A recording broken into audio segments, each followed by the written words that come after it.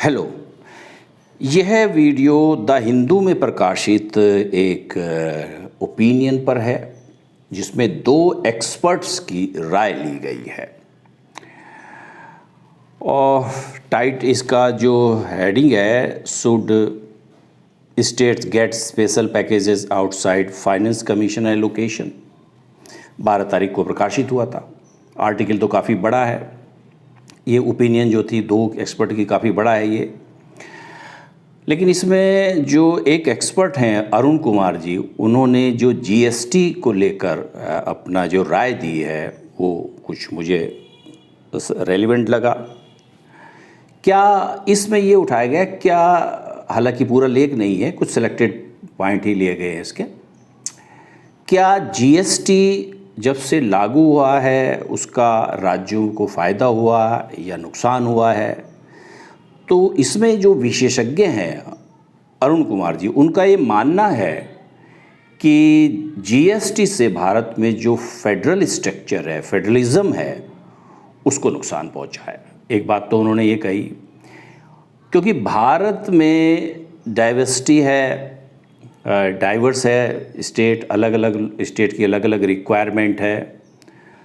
तो इस प्रकार से डिसेंट्रलाइजेशन को होना चाहिए, जबकि जीएसटी की वजह से सेंट्रलाइजेशन, केंद्रीकरण हुआ है, जिससे संघवाद कमज़ोर हुआ है, नष्ट हुआ है, बल्कि वो कह रहे हैं कमज़ोर हुआ है, नष्ट हो रहा है। और एक पॉइंट और उन्होंने ये लिखा है कि जो जीएसटी की वजह से जो है, जो पिछड़े राष्ट्र हैं उनको ज़्यादा नुकसान हुआ है, उन पे ज़्यादा इफेक्ट पड़ा है। अब देखते हैं अरुण कुमार जी के क्या व्यू हैं। GST has damage federalism because states are diverse. अलग राष्ट्र जो राज्य जो है भारत में अलग हैं, भिन्न भिन्न हैं, तो उसकी जीएसटी की वजह से भारत में संघवाद, ये संघीय ढांचा है, संघवाद कमज़ोर हुआ है, क्योंकि राष्ट्र जो राज्य हैं इस भारत में वो भिन्न भिन्न हैं। The problems some are not the same as those of the Gujarat.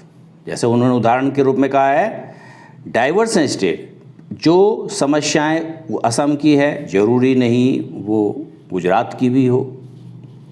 The states have different source of revenue and expenditure requirement.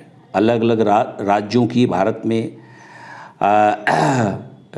राजस्व के स्रोत अलग अलग हैं, भिन्न भिन्न हैं, और व्यय की जो आवश्यकताएं हैं, एक्सपेंडिचर रिक्वायरमेंट भी अलग अलग है।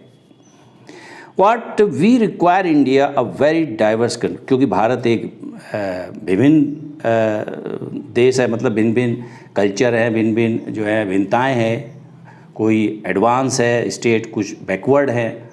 तो सभी जो सभी राज्य जो हैं, किन्हीं राज्यों का परफॉर्मेंस आर्थिक दृष्टिकोण से देखा है तो बहुत ज़्यादा है, जबकि कुछ बहुत अत्यधिक पिछड़े राज्य हैं। इस ग्रेटर डिसेंट्रलाइजेशन, और इनका अरुण कुमार जी का ये कहना है कि भारत क्योंकि एक विभिन्न पृष्ठभूमि वाला जो राष्ट्र है, इसलिए करों के संबंध में भी डिसेंट्रलाइजेशन होना चाहिए, खासकर जीएसटी को लेकर डिसेंट्रलाइजेशन की होना चाहिए, यानी कि केंद्र को अपनी पकड़ कम करनी चाहिए।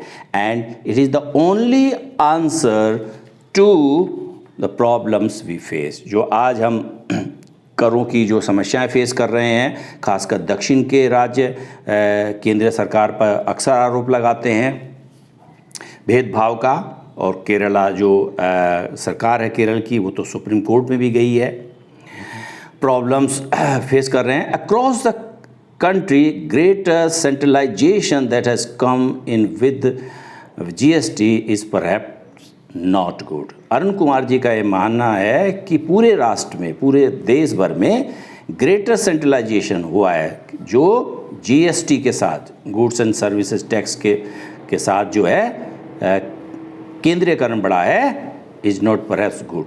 ये शायद अच्छा नहीं है, इसको वो अच्छा नहीं मानते हैं। What has happened with GST is that it has benefited the organise sector.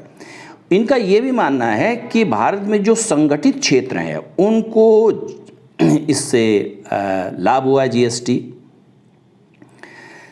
Eight the expense of unorganise sector, असंगठित क्षेत्र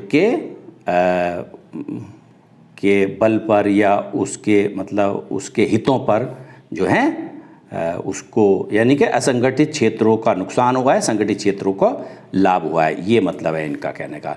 इवन दो भारत में असंगठित क्षेत्र भी काफ़ी बड़ा है। Even though the unorganise sector has been kept out of GST, जैसे हम जानते हैं जीएसटी से बाहर है असंगठित क्षेत्र, the organise sector is one that has been, और इसीलिए संगठित क्षेत्र जो है एक ऐसा क्षेत्र है जो लगातार राइज कर रहा है, जिसका उत्थान हो रहा है, उदय हो रहा है, and that is why GST collection has been rise, और इसीलिए इस क्षेत्र संगठित क्षेत्र से ही जीएसटी कलेक्शन बढ़ रहा है।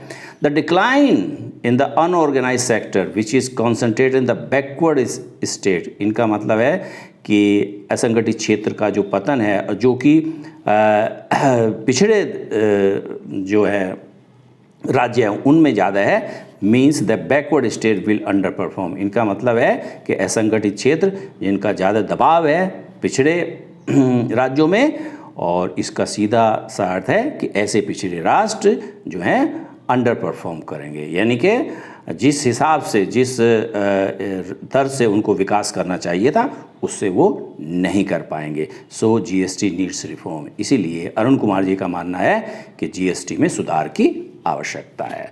The tax be collected at the last point instead of at each intermediate stage, जैसे हम जानते हैं जीएसटी में हर स्टेज पर जो है टैक्स लगता है, कई स्टेजेज होती है उसमें तो टैक्स लगता है, तो इनका ये भी मानना है लास्ट पॉइंट पर ही टैक्स कलेक्ट होना चाहिए, हर स्टेज पे नहीं, which creates a lot of complication, जिसकी वजह से बहुत ज़्यादा समस्याएं आती हैं। जो इंटरमीडिएट जो मध्यकालीन जो स्तर हैं उस पर जो बार बार टैक्स लग रहे हैं, इससे बहुत सारी दिक्कतें आती हैं। There is a lot of corruption, इस क्षेत्र में भ्रष्टाचार भी है, इनका ये मानना है। We need to collect a lot more from direct taxes and reduce collection for indirect taxes।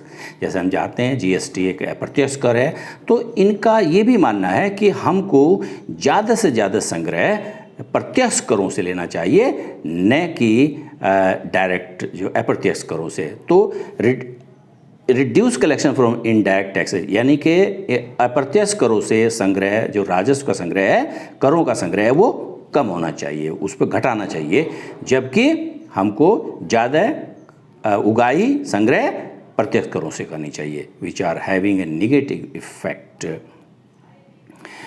On the backward stage compare to the advance है। इसका जिसकी वजह से ये जो टैक्स डायरेक्ट इनडायरेक्ट का जो है टैक्स के जो इन्होंने अभी तुलना करी है कि हमको कम करना चाहिए इनडायरेक्ट टैक्सेस का, और जो है डायरेक्ट को बढ़ाना चाहिए।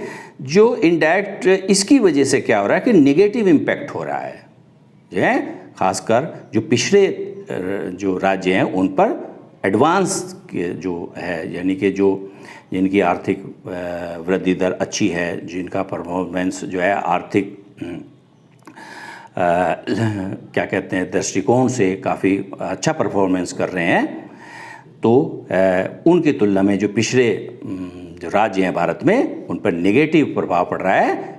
इसीलिए कह रहे हैं, इनका ये मानना है कि इनडायरेक्ट टैक्सेस के संग्रह को कम किया जाए और डायरेक्ट टैक्सेस के संग्रह को ज़्यादा बढ़ाया जाए। ओके।